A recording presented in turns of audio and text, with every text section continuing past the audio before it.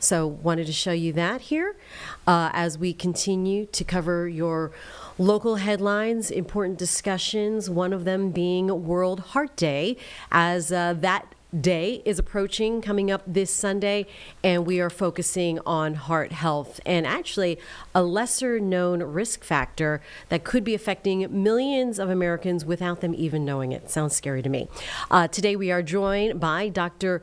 Isilma Fergus, as well as her patient Lynn, who Lynn discovering this high level of LPA. Let's start with the beginning, doctor. What is this? What is LPA, small a, about? What is this hidden risk factor? Good morning, Jane.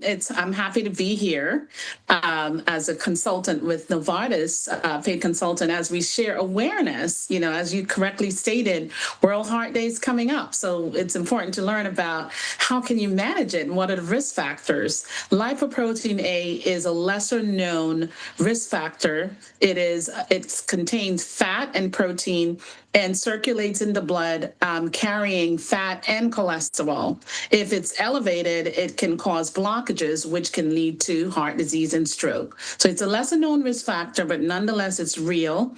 It's genetically predetermined, about 90% so. You can inherit it from your family members. And of course, being inherited, it's present from early on, stays elevated through life, and it's not specifically treated by medication. So what you want to do is manage the other risk factors for heart disease when it's known that you have a high lipoprotein A level. Okay, so doctor, with 1 in 5 people affected in this, why don't we know more about it? Why are we just coming? I know for sure why that I'm just learning about LPA.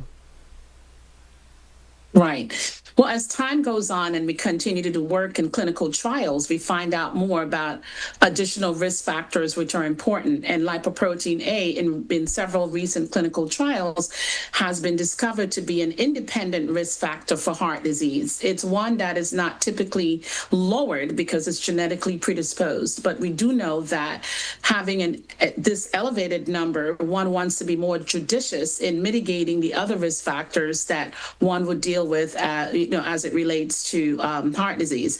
And that is why it's so important that we're spreading this information along with Novartis to bring awareness, because as you say, people are very much aware of the other risk factors, hypertension, et cetera, but not so much about lipoprotein A. And so hopefully after today's segment, more people will be aware of it and how it could be managed. Absolutely. And Lynn, one of your patients, tell us about how you discovered you had this LPA and what it took for you to get tested.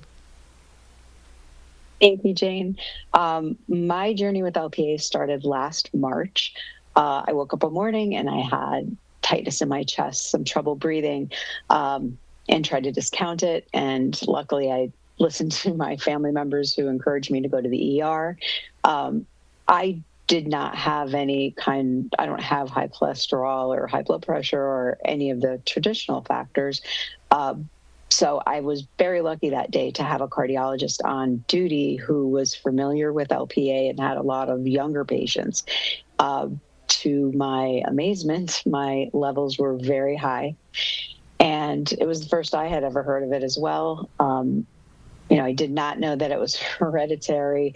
So there was not a lot of information out there when I started looking. And that's why I'm thrilled today to be partnering with Novartis to help get the word out, because I had to have my sons tested and my sister was tested as well. Wow. All right. And doctor, this is a higher prevalence in Black and South Asian Americans. We know that now. So what should these communities know? Well, for one, they should get tested as they're at higher risk. And secondly, they would need to be very much more involved with managing the risk factors more optimally, but also ensuring that family members are tested. As Lynn stated, some of her members in her family, it was not elevated. So because it's 90% genetically passed on, not everyone will have a high LPA little a. So it's very important to ask about getting your family members tested to find out whether it's elevated, know what your numbers are. So I think I mentioned before, it's 125 nanomoles per liter or 50 milligrams per deciliter. Those are elevated numbers. If those numbers are elevated, then you need to speak with the doctor about being optimally managed for all the other risk factors, particularly if you're in a particular population that is known to have high risk for poor outcomes for heart disease.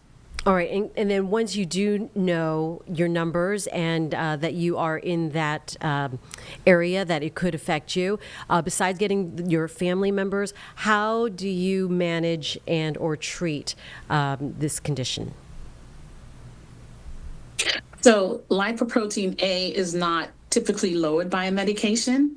And the way it's managed is to ensure that all the other risk factors are pristinely managed. So you can ask about diet, nutrition, managing the blood sugar, managing blood pressure, managing the other lipid components. So there are other components to the lipid panel, such as LDL, total cholesterol, HDL, triglycerides, and those you can typically get well managed by being on treatment by your doctor. So the answer is that while you can't lower lipoprotein A, you want to manage all of the other risk factors, and this will help in your overall management of heart disease. All right. You two, appreciate your time. Dr. Isilma Fergus, as well as Lynn, thank you for sharing your story.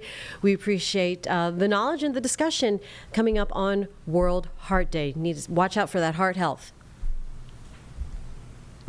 And I would like to share a website, if I may. Please. Yes. So that people can find out more. And that website is whatislpa.com. Whatislpa.com. Thank you. Good question. Hey, Jane. And all the answers right there. What is LPA.com? Appreciate you two. Have a great morning.